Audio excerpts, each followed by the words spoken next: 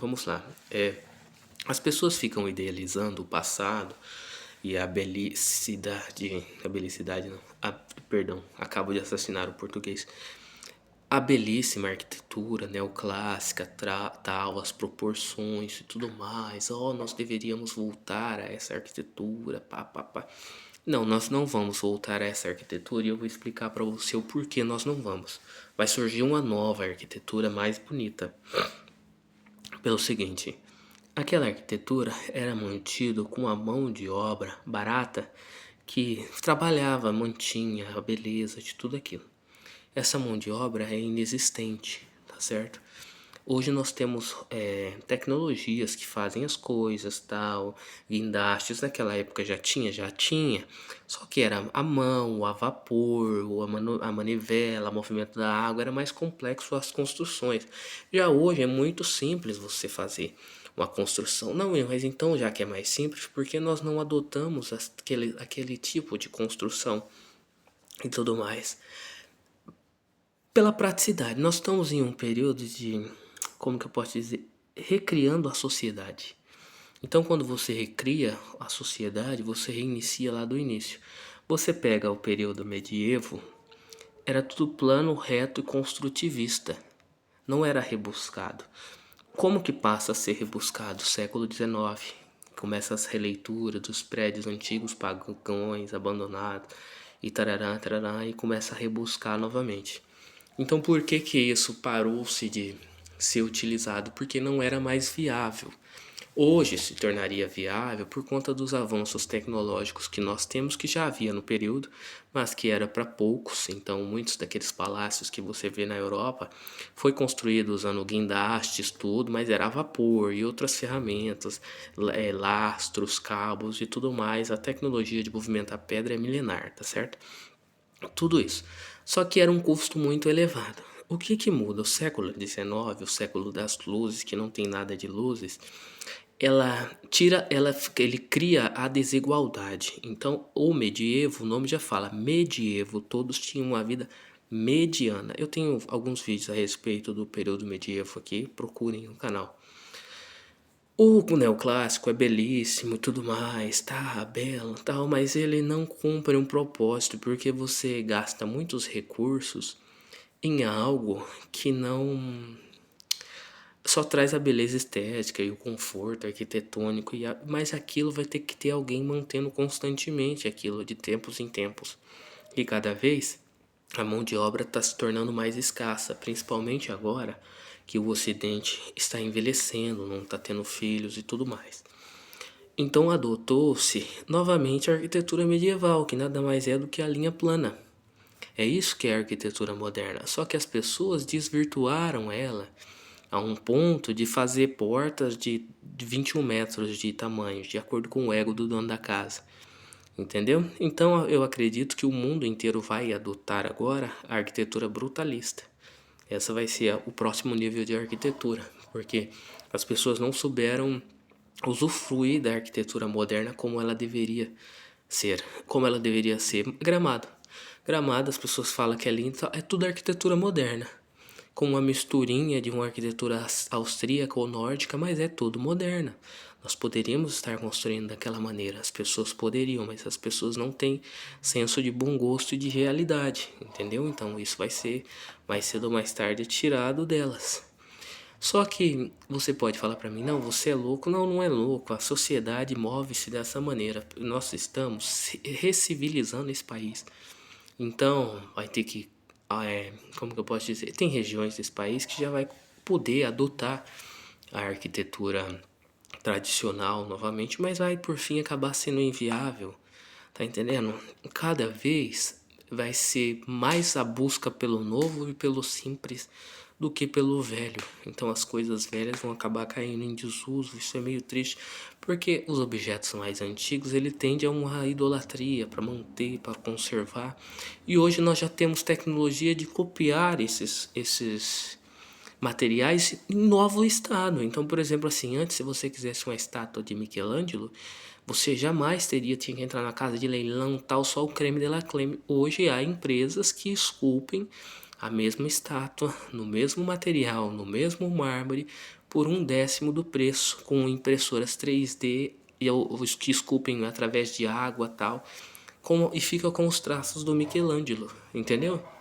Então eu penso que com o avanço exponencial da tecnologia vai ter uma revolução urbana nunca vista na história da humanidade. Nós vamos ter fluxos de pessoas mudando. Vou dar um exemplo infeliz, mas é que eu tenho que dar um exemplo que você me entenda, a pessoa que está do outro lado. Você pega a União Soviética. A União Soviética fez o que o Brasil está fazendo agora, esse construtivismo reto, tal, tal, tal. Quando ela atingiu o ápice e acabou a questão dos problemas de casa, tudo bem que lá era apartamentos unidos, família dividindo um banheiro, e ainda tem isso na China em pleno 2026, porque a propaganda diz que acabou a pobreza na China. Não, é um processo lento e doloroso que o governo chinês vem fazendo para diminuir a desigualdade na China, mas ainda há desigualdade na China, assim como há no Brasil, nos Estados Unidos. Todo país tem desigualdade, nenhum país é o paraíso terrestre.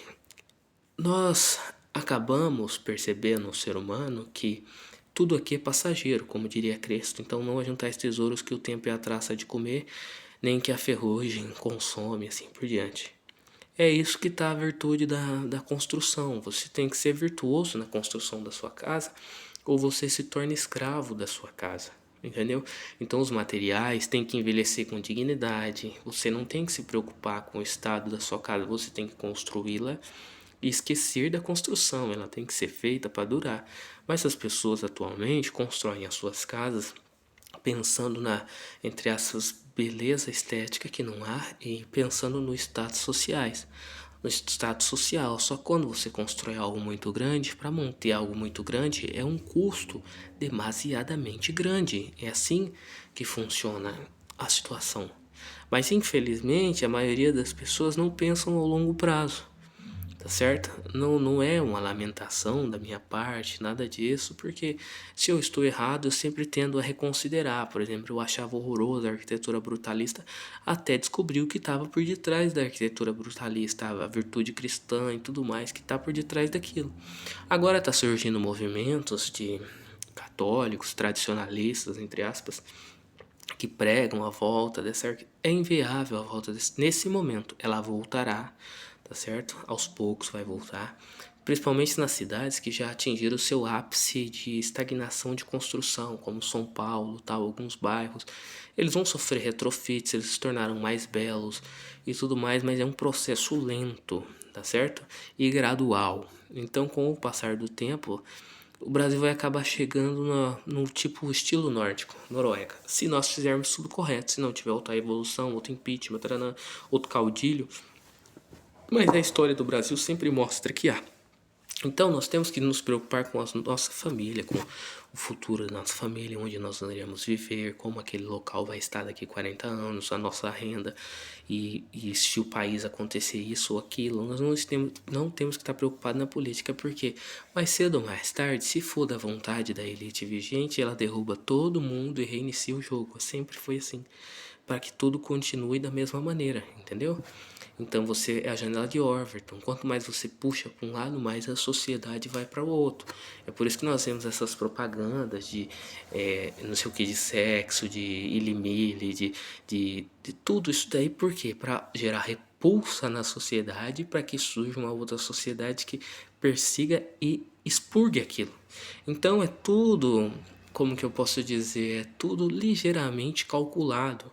A roupa que você veste, você não escolheu, outra pessoa escolheu por você, a casa que você mora, o bairro, a maneira que você se porta, tudo foi tudo introduzido na sua cabeça. E você passa a pensar que não, que foi a sua escolha. Então, quando você chega a um entendimento, que a luz se abre na sua cabeça como católico, você passa a entender nas entrelinhas o jogo, então você não é mais influenciado pelo jogo, e isso passa a ser muito perigoso para o sistema vigente. Então não se destaque, pois a pedra ou o prego que se destaca é martelado, como diria o ditado japonês. A questão da arquitetura brasileira é o que temos, tá certo? Eu já não me importo mais com a questão da beleza arquitetônica no Brasil, até porque ela não haverá por um bom tempo, porque nós estamos criando uma sociedade do zero, houve um atraso nessa civilização Então você vê que nós temos um árduo processo pela frente ainda para tentar civilizar o povo brasileiro. Teremos alguns percalços no meio do caminho, mas o importante é as experiências que você vive. Tá? Não façam como os barões do café que construíram palacetes para ver o declínio e a decadência das suas famílias aos poucos. Viva experiências, viaje, compre livros. Não seja escravo da luxúria, não seja escravo da sua residência. Construa sua residência para ser livre, não para ser escravo dela, entendeu? Aos três materiais sagrados, é a madeira, a pedra e o ouro. Pai, o Filho e o Espírito Santo. A Trindade está presente em tudo. Jesus deu a chave para nós na Bíblia, na Igreja Católica, mas parece que as pessoas simplesmente esqueceram e querem ir por outro caminho.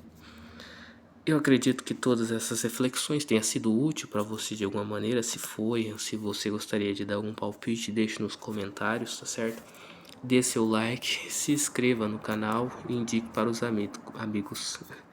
Viver Cristo, morreu lucro. Até o próximo vídeo.